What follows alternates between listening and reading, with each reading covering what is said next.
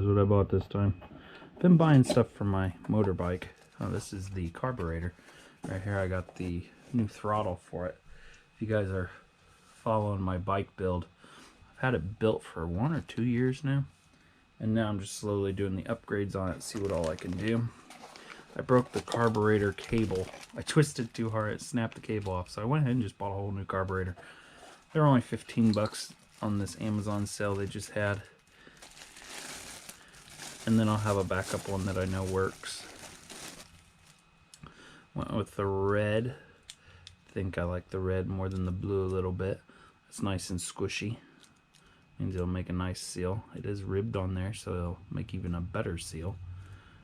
Doesn't feel like that comes apart. I'm sure you could get it apart if you go way down in there. Yeah, you could. Ooh, I ain't doing that. This is really thin tin. I don't want to. I'm gonna blow through it with my mouth and see if it has like good. Yeah, no resistance. Tastes like crap. Give you a little ring to put on there. And then here's the carburetor. So this is the speed carburetor, I think it says. Really didn't need the speed carburetor. There is one with an auto choke, but I'm gonna be traveling all over with this bike like I already have, and I want my own choke. That way I know what's going on. And that one probably has an auto choke. See, it's down. Yeah, it has an auto choke, but you have to choke it yourself and then it releases when you pull all the way. I did not read the review on this one to see how that's working.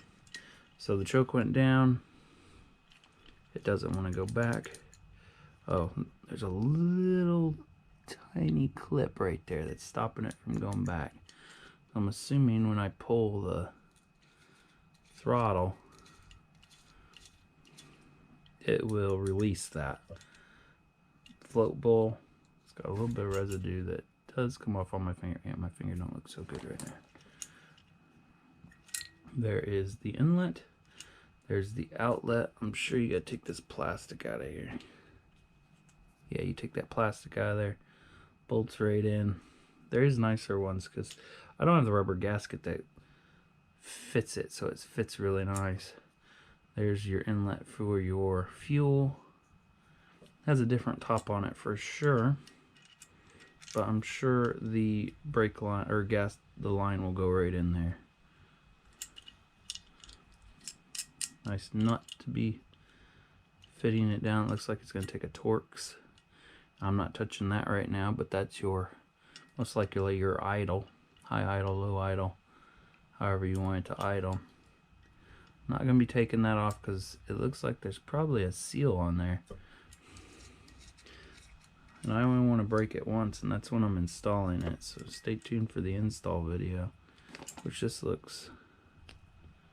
Okay, so that's just a boot. That's just a boot, and then that looks just like any other carburetor you put on. Just this whole part is all plastic and different looking.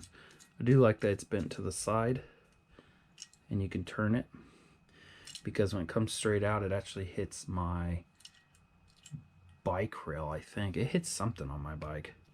So that'll be nice. I like the little cover to keep out some of the rain or whatever I'm shooting in there. Thanks for watching. Let's go put it on.